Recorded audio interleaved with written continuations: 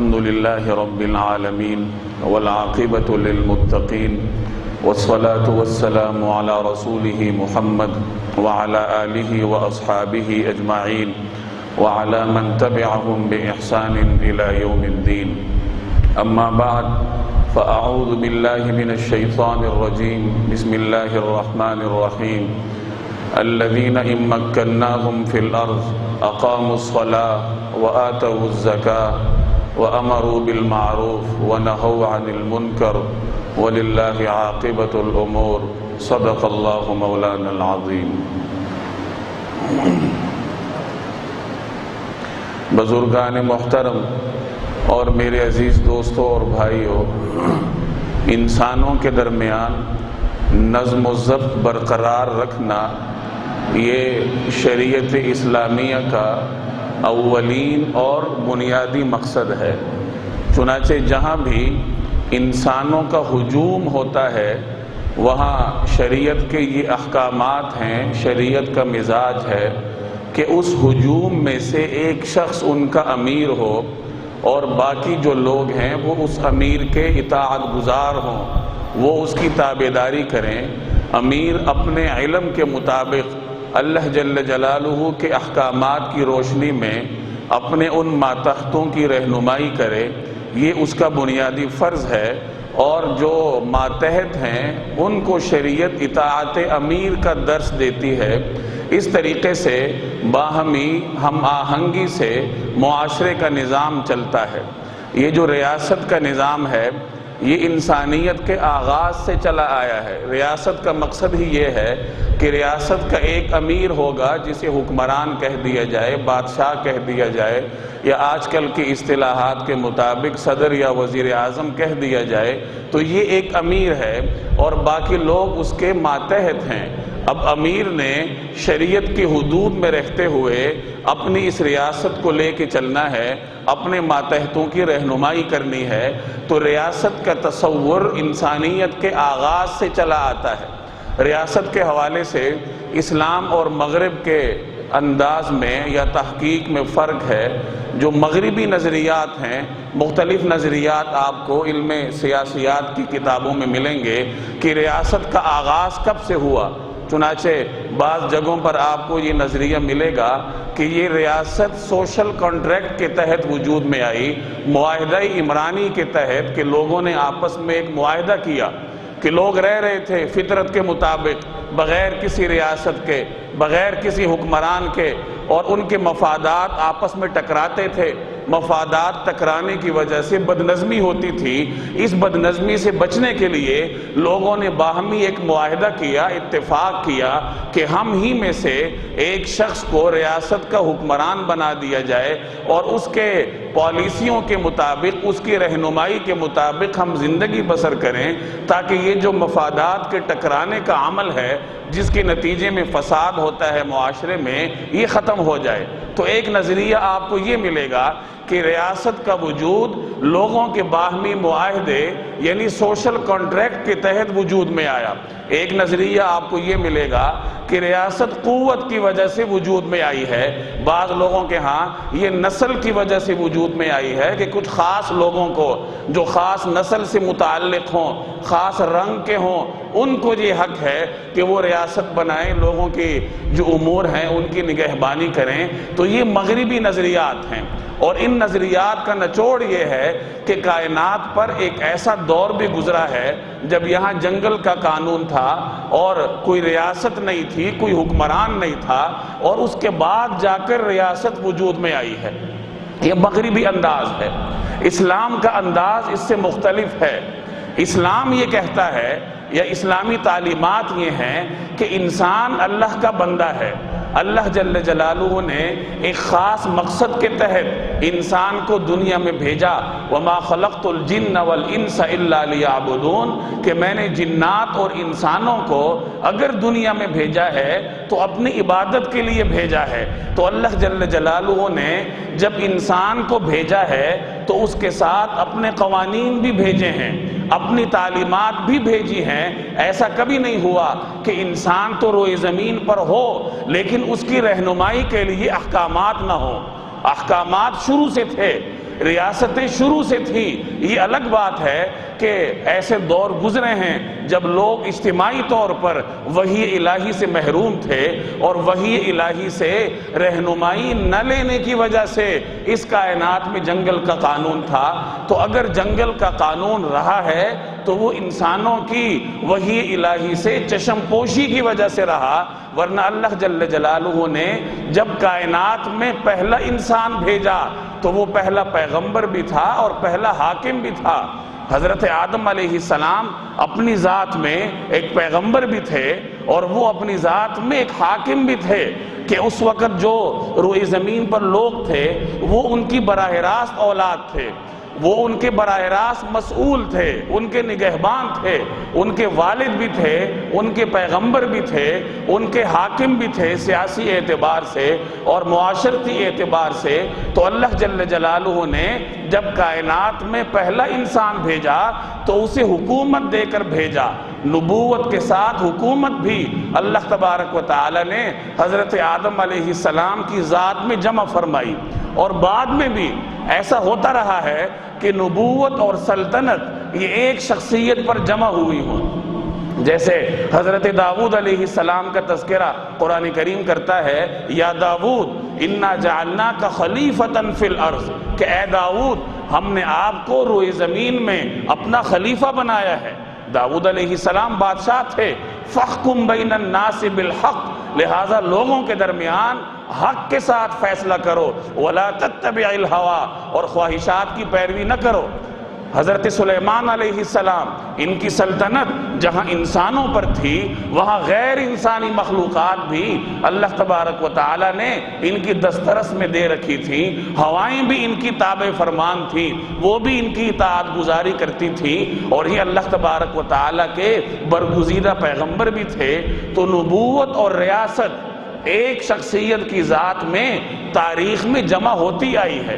حضرت یوسف علیہ السلام اب یہ حکمران بھی تھے اور اللہ تبارک و تعالی کے برگزیدہ پیغمبر بھی تھے، اور آخر میں جب نبوت کا اختتام کرنا تھا تو اللہ تبارک و تعالی نے جناب نبی کریم صلی اللہ علیہ وسلم کی مبارک ذات میں یہ دونوں چیزیں جمع فرمائیں، کہ ایک طرف نبوت آپ کے ہاتھ میں تھی اور دوسری طرف اس کائنات کی جو پہلی ایک ویلفیئر سٹیٹ ہے، فلاحی ریاست اور فلاحی مملکت ہے، اس کی بنیاد بھی جناب نبی کریم صلی اللہ علیہ وسلم نے قائم فرمائی۔ تو یہ اسلام کی تعلیمات ہیں کہ اللہ تبارک و تعالی نے کبھی بھی انسانیت کو بغیر حکومت کے نہیں چھوڑا، بلکہ حاکم رہا ہے۔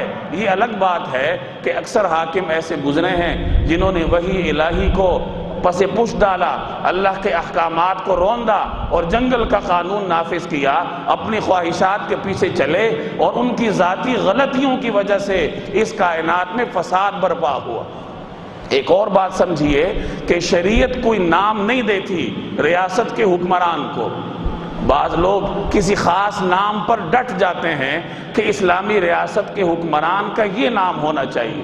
بادشاہت کا نام بدنام ہے، ملوکیت کا نام بدنام ہے، حالانکہ قرآن کریم نے بادشاہت کی تعریف بھی کی ہے۔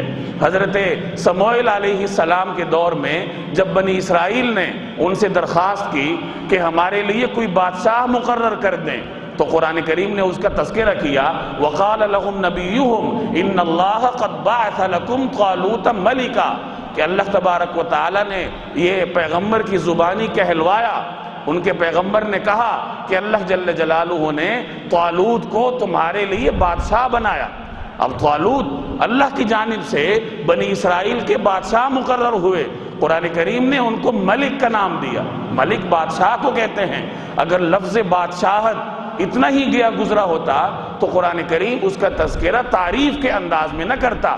حضرت داؤد، حضرت سلیمان علیہ السلام یہ بادشاہ تھے اپنے اپنے وقت کے، اور قرآن کریم نے ان کا تذکرہ بطور بادشاہ کی بھی کیا ہے۔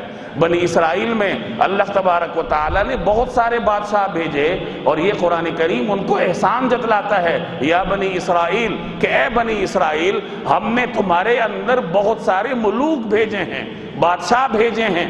تو بادشاہ کا لفظ اپنی ذات میں برا نہیں ہے، ہاں اگر بادشاہ ظلم کرے، مطلق العنان بن جائے، وہ اپنی مرضی سے فیصلے کرے، وہی الہی کو پس پش ڈال دے، تو یہ پھر اس کی ذات کی برائی ہے، لفظ بادشاہت یا ملوکیت کی برائی نہیں ہے۔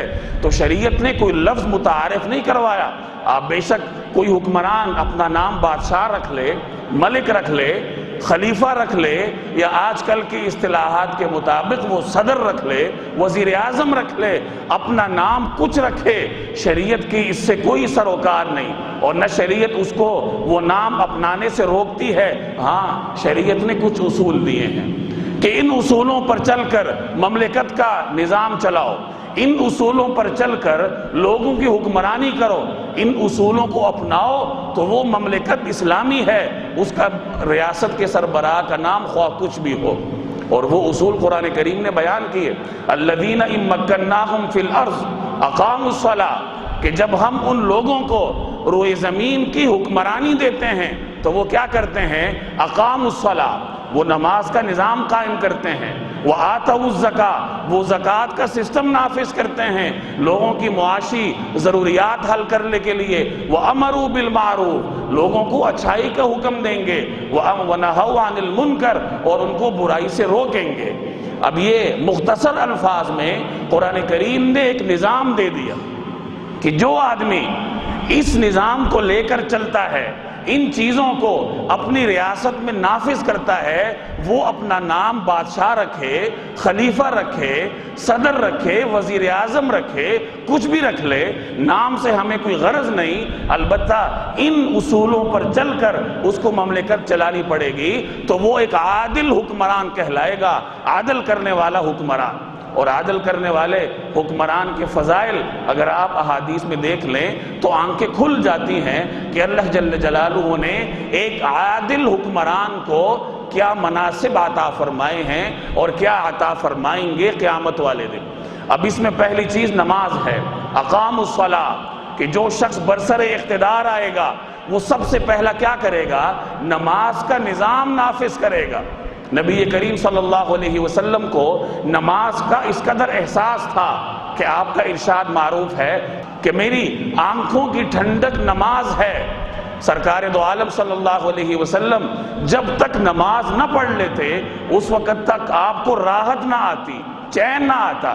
چنانچہ حضرت بلال رضی اللہ تعالی عنہ سے مخاطب ہو کے ایک مرتبہ آپ نے ارشاد فرمایا تھا، یا بلال اقم الصلاۃ، کہ اے بلال نماز کا انتظام کرو، نماز کا بندوبست کرو تاکہ ہم نماز پڑھ لیں، ارحنا بہا، اور ہمیں اس کے ذریعے راحت ملے، نماز کا انتظام کرو اور ہمیں راحت دو۔ یہ نماز کا احساس تھا ذاتی طور پر جناب نبی کریم صلی اللہ علیہ وسلم کو، اور امت کے اندر نماز کی اہمیت کو پیدا کرنے کے لیے ایک طریقہ کار یہ بھی آپ نے اختیار فرمایا کہ ہمیشہ ساری عمر نمازوں کی امامت سرکار دو عالم صلی اللہ علیہ وسلم خود فرماتے رہے۔ پوری زندگی سرکار دو عالم صلی اللہ علیہ وسلم نے صحابہ کرام کو نمازوں کی امامت بذات خود فرمائی ہے۔ حیات کے آخری لمحات میں جب آپ صلی اللہ علیہ وسلم پر ضعف کا غلبہ تھا، باہر آنا مشکل تھا، تو حضرت ابو بکر صدیق رضی اللہ تعالی عنہ نے آپ کی اجازت سے صحابہ کرام کی امامت کی ذمہ داری سر انجام دی تھی، اور نبی کریم صلی اللہ علیہ وسلم نے حجرہ مبارک کا پردہ اٹھا کر دیکھا، اور جب صحابہ کرام کو صدیق اکبر کی امامت میں نماز پڑھتے دیکھا تو آپ صلی اللہ علیہ وسلم کا چہرہ انور خوشی کے مارے دمکنے لگا۔ یہ نماز کا احساس تھا۔ چنانچہ اسی احساس کو آپ کے خلفاء بھی آ کے لے کر چلے۔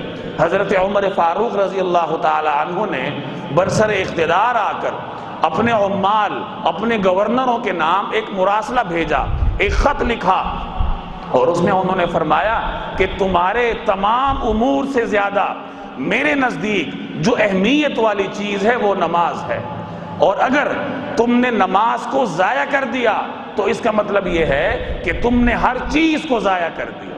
اور آپ نے اپنے جو گورنر تھے مختلف علاقوں میں ان کے نام اس مراسلے میں، یہ سرکاری مراسلہ تھا، سرکاری فرمان تھا، اس میں جہاں نماز کی تاکید کی وہاں حضرت عمر نے نمازوں کے اوقات کی تفصیلات بھی لکھی کہ ان اوقات میں اپنے لوگوں کو نماز پڑھایا کرو۔ یہ نماز کی اہمیت تھی۔ حضرت عثمان رضی اللہ تعالی عنہ نے اپنے دور خلافت میں لوگوں کو جمع کیا اور ان کے سامنے بیٹھے اور انہیں وضو کر کے دکھایا کہ میں تمہیں نبی کریم صلی اللہ علیہ وسلم کی طرح وضو کر کے دکھاتا ہوں۔ حضرت علی رضی اللہ تعالی عنہ سے بھی ایسی ہی روایت منقول ہے۔ تو یہ خلفاء کا طرز عمل تھا۔ چنانچہ خلفاء کے بعد یہ چیز عام ہو گئی کہ جو شخص امامت کبریٰ پہ ہوگا، جو ریاست کا حکمران ہوگا، تو یہ جو امامت صغریٰ ہے، نمازوں کی امامت، یہ بھی اس کی ذمہ داری سمجھی جاتی تھی۔ اب فقہی اصطلاح میں حکمران کو بھی امام کہتے ہیں اور جو نمازوں کی امامت کرواتا ہے اس کو بھی امام کہتے ہیں۔ تو خلفاء راشدین اور ان کے بعد جو خلفاء تھے ان کے طرز عمل نے یہ چیز واضح کر دی کہ حکمران کا جو اولین فرض منصبی ہے وہ نماز قائم کرنا ہے۔ وہ اپنے عمل سے لوگوں میں نماز کی اہمیت کو واضح کرے گا، زبانی طور پر بھی اور عملی طور پر۔ یہ پہلی چیز ہے اسلامی ریاست کے حکمران کا فرض کہ وہ نماز کا نظام نافذ کرے گا۔ نمبر 2، وَآتَوُا الزَّکَاۃَ، زکوٰۃ کا نظام نافذ کرے گا۔ حضرت جناب نبی کریم صلی اللہ علیہ وسلم کے دور میں آپ صلی اللہ علیہ وسلم سرکاری طور پر نمائندے بھیجتے تھے جو مختلف قبائل سے، مختلف علاقوں سے زکوٰۃ وصول کر کے لاتے تھے اور نبی کریم صلی اللہ علیہ وسلم اس وصول شدہ زکوٰۃ کو بیت المال میں جمع کرتے تھے۔ یہ زکوٰۃ کا نظام کس لیے ہے؟ تاکہ لوگوں کی معاشی ضروریات پوری ہو۔ نماز روح کو پاک کرتی ہے اور زکوٰۃ مال کو پاک کرتا ہے۔ جب لوگ زکوٰۃ دینے پہ آتے ہیں، ایسے دور بھی گزرے ہیں مسلمانوں کی تاریخ میں جب تلاش کرنے سے بھی غریب یا مستحق کی زکوٰۃ نہیں ملتا تھا۔ اس قدر لوگوں میں زکوٰۃ کا رجحان تھا۔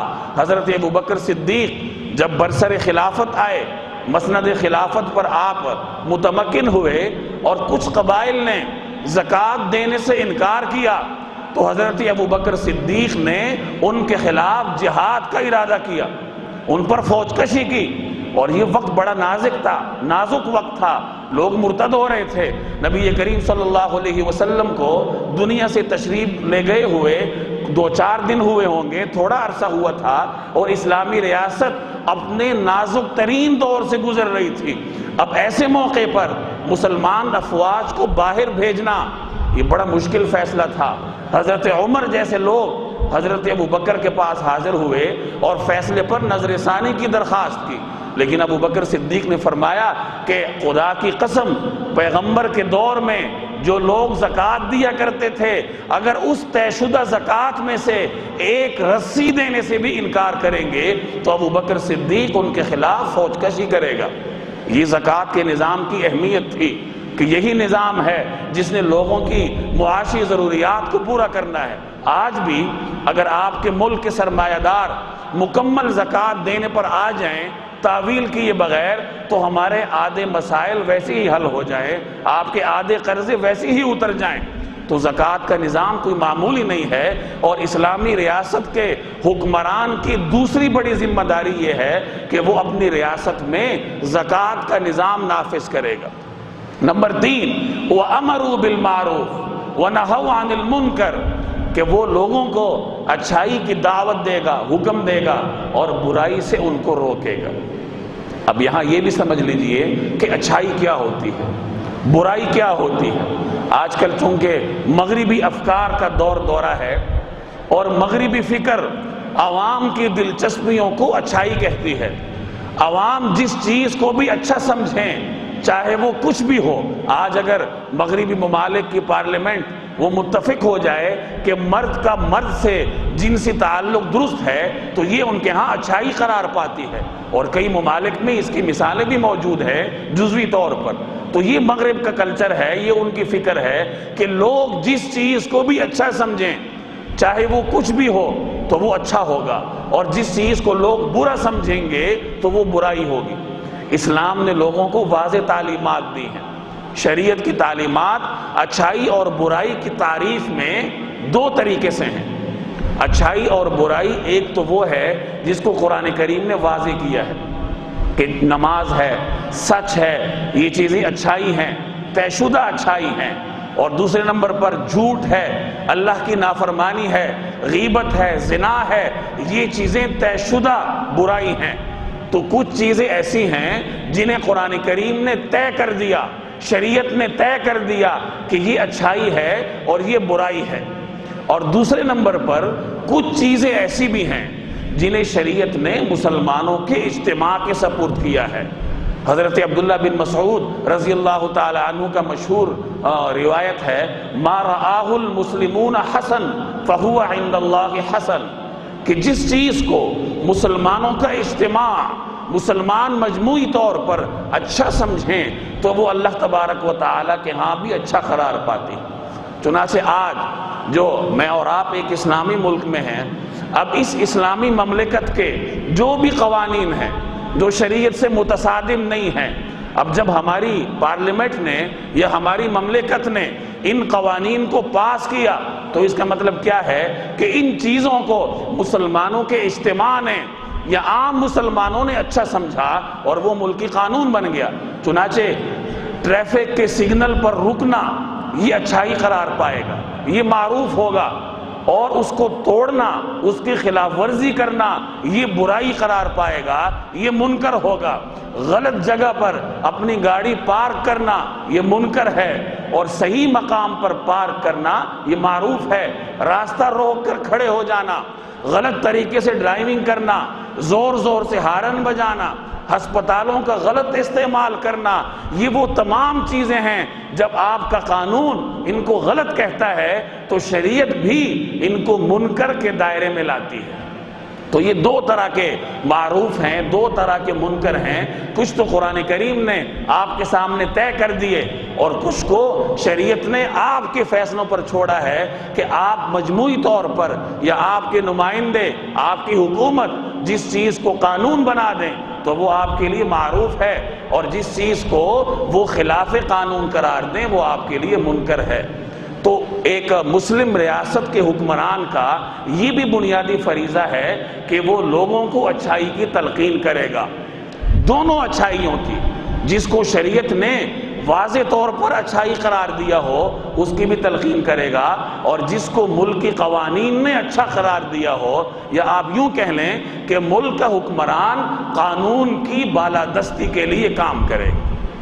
قانون کی بالادستی میں عدل و انصاف بھی ہے کہ لوگوں کے درمیان عدل کرے گا، انصاف کرے گا۔ اب یہاں بھی مغربی فکر آپ کو مضطرب نظر آئے گی انصاف کی تعریف میں کہ انصاف کیا ہوتا ہے۔